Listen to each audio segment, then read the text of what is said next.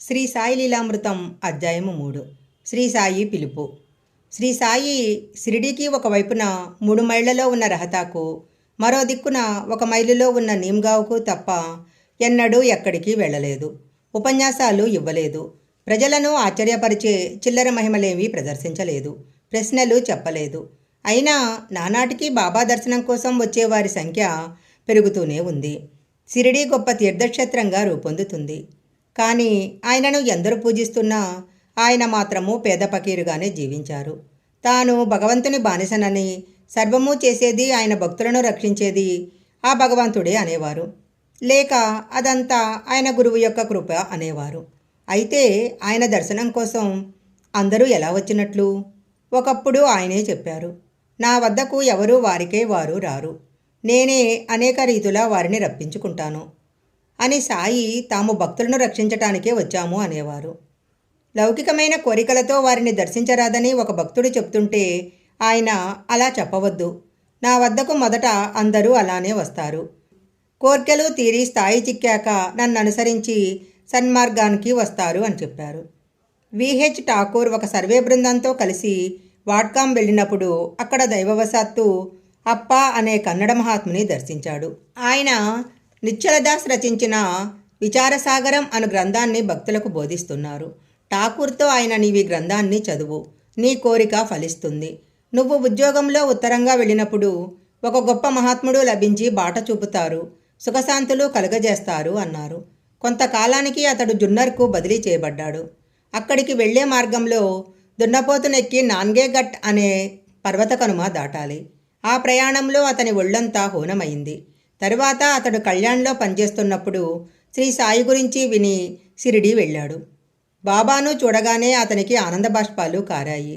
సాయి అతని కేసి చూసి, ఆధ్యాత్మిక విద్య ఎంతో కష్టము, శక్తినంతా వినియోగించి కృషి చేస్తే కానీ ఫలితము ఉండదు. అది కన్నడ సాధువు అప్పా చెప్పినంత తేలిక కాదు.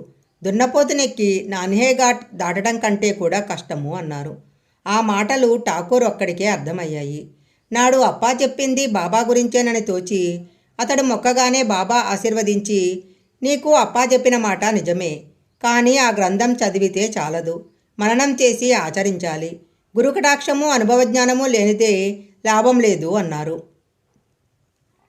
ప్రొఫెసర్ బాలకృష్ణ ఉపాసిని శాస్త్రి ఇలా చెప్పారు, ఒకప్పుడు పూనాల్లో ప్లేగు చెలరేగటం వలన చాలా నెలలు మా కళాశాల మూసివేస్తే నా తల్లిని తీసుకొని ఋషికేశ్ దర్శించి తపోవనం చేరాను. అక్కడ ఒక సాధువు నా కేసి చూసి, మీది సటవా గ్రామం కదా అన్నారు. వారిని గురించి అడిగితే రేపురా చెప్తాను అన్నారు. ఆ సంగతి విని మా అమ్మగారు ఆయన మా వంశగురువైన ఉద్ధవ్ మహారాజ్ కావచ్చని చెప్పి మరురోజు ఆయనను చూడాలని ఆమె కూడా వచ్చింది. కొన్ని తరాల కిందట ఆ వంశస్థులకు గురువైన శ్రీ ఉద్ధవ్ మహారాజ్ హిమాలయాలకు వెళ్ళిపోయారు. వారు యోగం ద్వారా చిరంజీవులై అర్హులైన భక్తులకు దర్శనమిస్తారని చెప్పుకునేవారు. మరురోజు నేను మా అమ్మ ఎంత వెతికినా ఆయన కనిపించలేదు.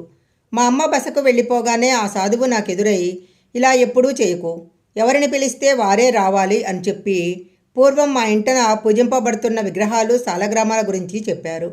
వాటిని వారే శ్రీ ఉద్ధవ్ మహారాజ్ గారికి ఇచ్చామని, ఆయన మనమడి నుండి అవి మా తాతగారికి లభించాయని ఆయన తెలియజేశారు. అంటే ఆ సాధువు వయసెంత, ఈయనెవరు అని అనుకోగానే ఆయన హిందీలో, ఒక చెట్టున్నది, ఇద్దరు దానిపైకెక్కారు, ఒకరు కిందికి ఒకరు పైకి వెళ్ళారు అని 4 అడుగులు వేసి అదృశ్యమయ్యారు. ఆయన వయసు 50 లేక 60 సంవత్సరాలు ఉన్నట్లుంది. స్థూలకాయుడు, కౌపీన్యం మాత్రమే ధరించారు. చాలా సంవత్సరాల తర్వాత నా తమ్ముడు ప్రాణాయామం చేస్తుంటే లోపం జరిగి అతడు పడుకుంటే శ్వాస ఆగిపోయేది. నిద్ర జీర్ణశక్తి లోపించి ఏం చేసినా తగ్గలేదు. చివరకు అతడు ఇల్లు విడిచి వెళ్ళిపోయాడు. నేను అతనిని వెతకటానికి రైలులో వెళ్తుంటే కోపర్గావ్లో ఒక మిత్రుడు కనిపించి నేను వెళ్లే పనిని గురించి విని బాబాను తప్పక దర్శించమని చెప్పి నన్ను ఒక టాంగాలో తానే షిరిడీకి పంపాడు. నేను మసీదులోకి వెళ్ళగానే దుని దగ్గర తమ చుట్టూ తాము తిరుగుతున్న బాబాను చూశాను. నేను నమస్కరించగానే ఆయన ఖండోబా వద్దకు వెళ్ళు అని ఆదేశించారు. నేను బయటికి వచ్చి ఖండోబా ఆలయంలో ఒక సాధువున్నాడని విని అక్కడికి వెళ్ళాను. అతడు తాను సాయి ఆజ్ఞానుసారం అక్కడున్నానని చెప్పాడు. నేను మరలా మసీదుకు చేరాక సాయి అందరినీ దక్షిణ అడుగుతూ నా వైపు కూడా చేయి చాపారు. నా దగ్గర డబ్బు లేక నమస్కారమే దక్షిణగా సమర్పించాను.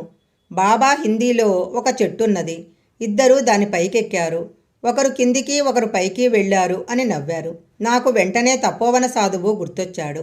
ఈ ఇద్దరికీ పోలికలున్నాయి, కానీ శాస్త్రి తపోవనం వెళ్లే నాటికి బాబా షిరిడీలోనే ఉన్నారు.